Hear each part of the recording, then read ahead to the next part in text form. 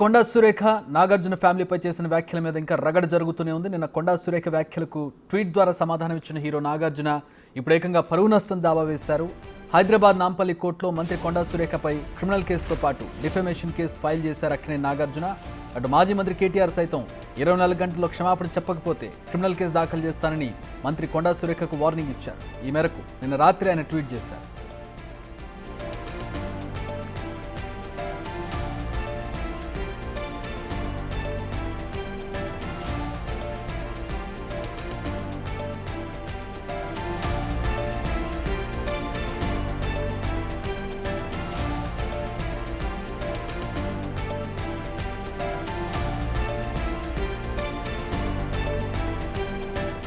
హైదరాబాద్ నాంపల్లి కోర్టులో మంత్రి కొండా సురేఖపై క్రిమినల్ కేసుతో పాటు డిఫమేషన్ కేసు ఫైల్ చేశారు అక్కినేని నాగార్జున. దానికి సంబంధించిన బ్రేకింగ్ న్యూస్ చూస్తూ ఉన్నాం. మాజీ మంత్రి కేటీఆర్ సైతం 24 గంటల్లో క్షమాపణ చెప్పకపోతే క్రిమినల్ కేసు దాఖలు చేస్తానని మంత్రి కొండా సురేఖకు నోటీసులు పంపించారు. ఈ మేరకు నిన్న రాత్రి ఆయన ట్వీట్ చేశారు.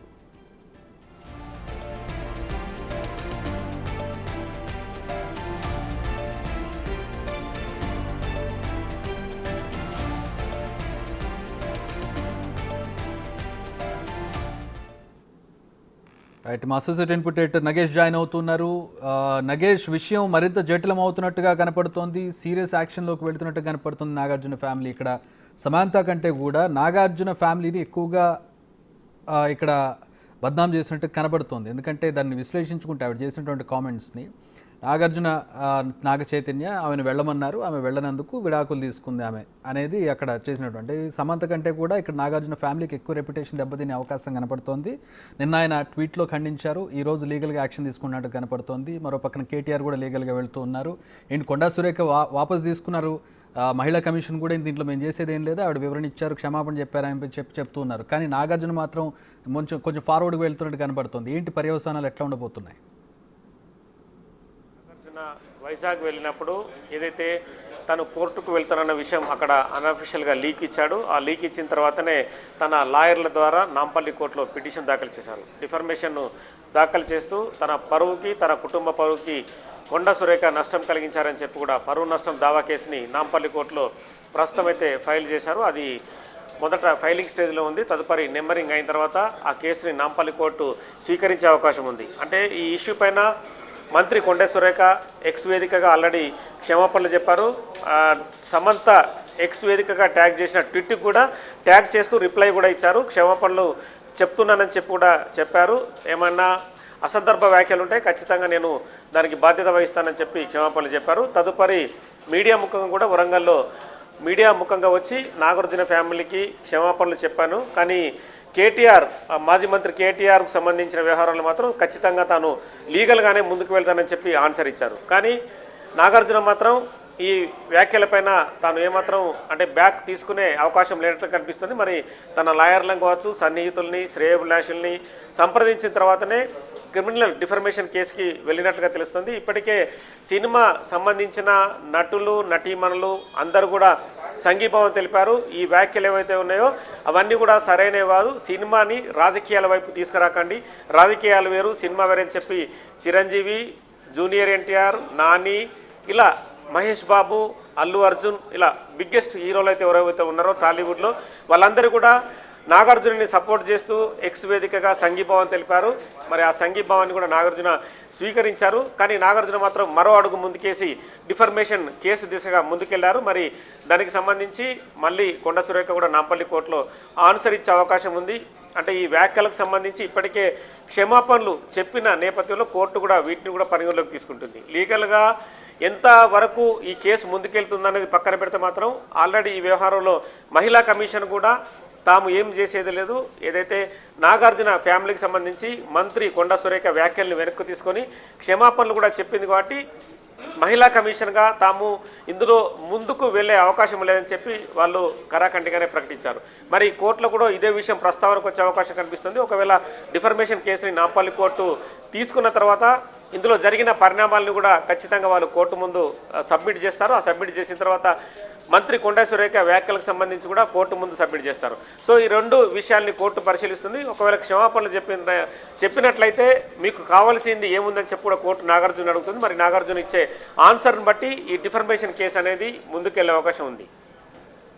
Right, thanks for the analysis Nagesh. మొత్తంగా విషయం లీగల్ ఇష్యూ అయ్యేటట్టు కనపడుతోంది. మంత్రి తన మాటలను వెనక్కి తీసుకున్నారు, కానీ నాగార్జున మాత్రం ముందుకు వెళ్ళేటట్టు కనపడుతున్నారు. ఆయన ప్రస్తుతం డిఫెమేషన్ అలాగే క్రిమినల్ కేసు రెండు కూడా పెట్టినట్టుగా తెలుస్తోంది. వాటికి సంబంధించిన నెంబరింగ్ అలాగే విచారణ తదుపరి ఉండబోతోంది. దీన్ని మరి కొండా సురేఖ ఏ విధంగా ఎదుర్కోబోతున్నారు? ఒక పక్కన ఇది ఇలా ఉంటే కేటీఆర్ కూడా లీగల్గా వెళ్ళబోతున్నట్టుగా తెలుస్తుంది. ఇది కేటీఆర్కి సంబంధించి ఏంటి, ఎట్లాంటి స్టెప్స్ ఉండబోతున్నాయి నాగేష్?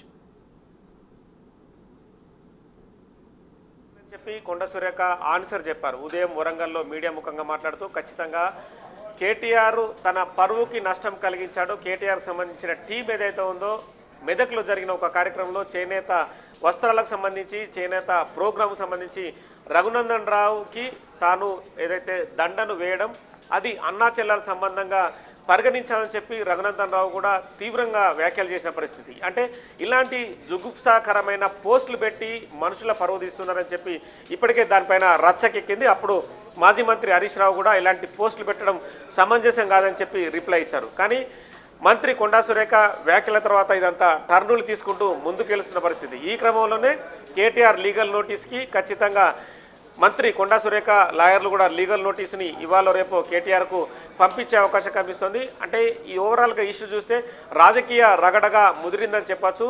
ఈ వ్యవహారంలో పిసిసి ప్రెసిడెంట్ మహేష్ కుమార్ గౌడ్ కూడా రంగంలోకి దిగి మొత్తం ఈ ఇష్యూ అంతా కూడా రగడగా మారింది. సినిమా పరిశ్రమ పెద్దలు కానీ సినిమాకు సంబంధించిన ప్రముఖులు కానీ బాధపడితే క్షమించాలి. మంత్రి కొండా సురేఖ కూడా తను చెప్పాను, ఆ చెప్పిన ప్రకారమే క్షమాపణలు చెప్పింది కాబట్టి ఈ ఇష్యూని ఇంతవరకు సమప్ చేద్దాం, క్లోజ్ చేద్దాం, ఇంకా ముందుకు తీసుకెళ్ళకూడదు. ఎవరి పరువైన ఒకటే. ఈ విషయాన్ని ముందుకు తీసుకెళ్తే కనుక ఇద్దరికీ సమాన స్థాయిలో నష్టం జరిగే అవకాశం ఉందని చెప్పి కూడా విజ్ఞప్తి చేశారు. కానీ ఇప్పటికీ సినిమాకు సంబంధించిన వ్యవహారంలో మాత్రం నాగార్జున వెనక్కి తక్కడం లేదు. ఇక కేటీఆర్ వ్యవహారంలో మాత్రం కేటీఆర్ వర్సెస్ మంత్రి కొండా సురేఖ అన్న రీతిలో ముందుకు సాగే అవకాశం కనిపిస్తుంది. కేవలం లాయర్ల ద్వారా మాత్రమే లీగల్ నోటీస్ వచ్చింది కనుక సేమ్ తన లాయర్ల ద్వారానే లీగల్ నోటీస్ పంపించే అవకాశం కనిపిస్తుంది. ఒకవేళ పరువు నష్టం పిటిషన్ కనుక. కానీ నగేష్, మనం చాలా చూస్తూ ఉంటాం, అంటే ఇట్లాంటి వ్యాఖ్యలు చేసుకుంటూ ఉంటారు. రాజకీయంగా చాలా రకాలైన వ్యక్తిగత వ్యాఖ్యలు, చాలా తీవ్రమైన వ్యాఖ్యలు చేసుకునే రోజులు మనం చూసాం.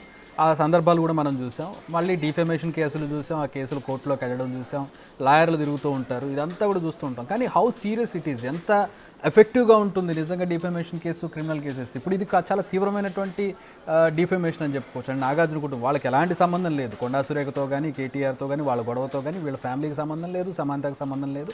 బట్ తీసుకొచ్చారు, ఆవిడ అగ్రెసివ్గా అన్నారు, ఆవేదనలు అన్నారు, అనేసారు. ఇల్లీగల్గా అది నిలబడుతుంది. వాళ్ళు డిఫెమేషన్కి వెళ్తున్నారు, క్రిమినల్కి వెళ్తున్నారు. గతంలో కూడా మనం చూసాం డిఫెమేషన్ కేసులు ఎన్నో వేశారు. 100 కోట్లకి 200 కోట్లకి వేస్తారు, కేసులు నడుస్తూ ఉంటాయి. ఏంటి ఇప్పుడు ఈ కేసుకు సంబంధించిన సీరియస్నెస్ ఎంత ఉంటుంది? నిజంగా వాటి వల్ల వచ్చే ఒరిగేది ఏంటి నాగార్జునకి? నిజంగా ఇది సీరియస్ కేసే అవుతుందా? అంటే నాగార్జున తీసుకున్న డిసిజన్ అయితే ఉందో వాళ్ళకు సంబంధించిన లాయర్లు మాత్రం ఖచ్చితంగా మీరు కోర్టుకు వెళ్ళాలి. ఈ వ్యవహారంలో పూర్తిగా నాగార్జున ఫ్యామిలీ డ్యామేజ్ అయింది కాబట్టి లీగల్గా వెళ్తే మీకు కొంత లాభం చేకూరుతుంది. మీరు లీగల్గా వెళ్ళారు. ఒక తెలంగాణ రాష్ట్ర కేబినెట్ మంత్రి కొండా సురేఖ పైన మీరు డిఫర్మేషన్ వేయడం, అలాగే క్రిమినల్ కేసు నమోదు చేయాలని చెప్పి మీరు వేయడం వల్ల కొంత మీ పరువు నిలబడుతుందన్న యాంగిల్ని తీసుకొచ్చినట్టు కనిపిస్తుంది. కానీ ఈ కేసులకు సంబంధించి ఇప్పటికిప్పుడు తేలే అవకాశాలు ఎక్కడ కూడా ఉన్నాయి. ఆల్రెడీ మంత్రి కూడా క్షమాపణలు చెప్పిన తర్వాత కోర్టు ముందు కూడా ఇదే అంశం కూడా ప్రస్తావనకు వచ్చే అవకాశం కనిపిస్తుంది. కానీ బేసికల్గా అంటే వాళ్ళకి కొంతవరకు అంటే తాము ఏదైతే అవమానాన్ని ఎదుర్కొన్నామో ఆ అవమానాన్ని కొంత చల్లబరచడానికి వాళ్ళు సంతృప్తి కలిగించుకోవడానికి కోర్టుకు వెళ్ళి అంటే తాము కూడా ఎవరిని వదిలిపెట్టాం, సినిమా ప్రముఖులపైన ఎవరైనా కామెంట్ చేస్తే ఖచ్చితంగా తాము కూడా డిఫర్మేషన్కి వెళ్తాం, క్రిమినల్ కేసులు కూడా పెట్టించే స్థాయికి వెళ్తామన్న మెసేజ్ దిశగానే నాగార్జున అయితే ముందుకు వెళ్తున్నారనేది ఇక్కడ మనకు ఈ వ్యవహారం బట్టి స్పష్టమవుతుంది.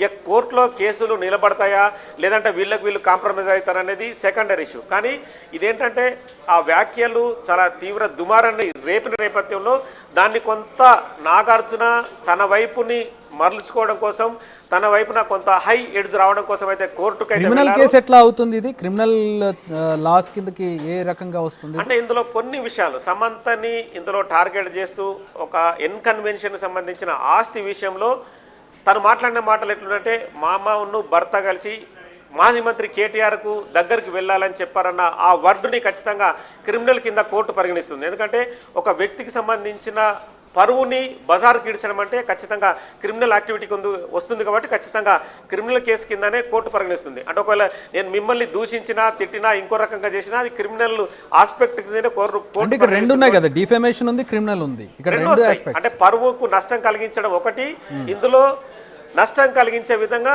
ఎక్కువ స్థాయిలో దూషణలు చేయడం, అంటే వ్యక్తిగతంగా ఆ ఏదైతే మాట్లాడిన మాటలకు సంబంధించి వ్యవహారం జరిగిందా లేదనేది పక్కన పెడితే మాత్రం జరిగిందన్న రీతిలో మాట్లాడడం మాత్రం ఆ వ్యక్తికి తీవ్ర నష్టం కలిగించే విధంగా ఉంటుంది. అంటే భవిష్యత్తు ఆ వ్యక్తికి సంబంధించిన అంశం భవిష్యత్తులో తాను ముందుకెళ్లాలన్నా ఏదైనా జరగాలన్నా ఇంకో వ్యక్తులు కూడా ప్రశ్నిస్తారు. ఈ క్రమంలోనే క్రిమినల్ ఆస్పెక్ట్ కింద కోర్టు పరిగణిస్తుంది. ఏదైనా హైదరాబాద్ సిటీలో ఉన్న పోలీస్ స్టేషన్కి కోర్టు ఆర్డర్ చేస్తుంది. ఆర్డర్ చేసి వాళ్ళపైన ఈ సెక్షన్లు నమోదు చేయండి, వాళ్ళ పరువు నష్టం కలిగిందని చెప్పి కోర్టు కేసు నమోదు చేయమంటుంది. తదుపరి పోలీసులు దాన్ని ఎఫ్ఐఆర్గా తీసుకుంటారు.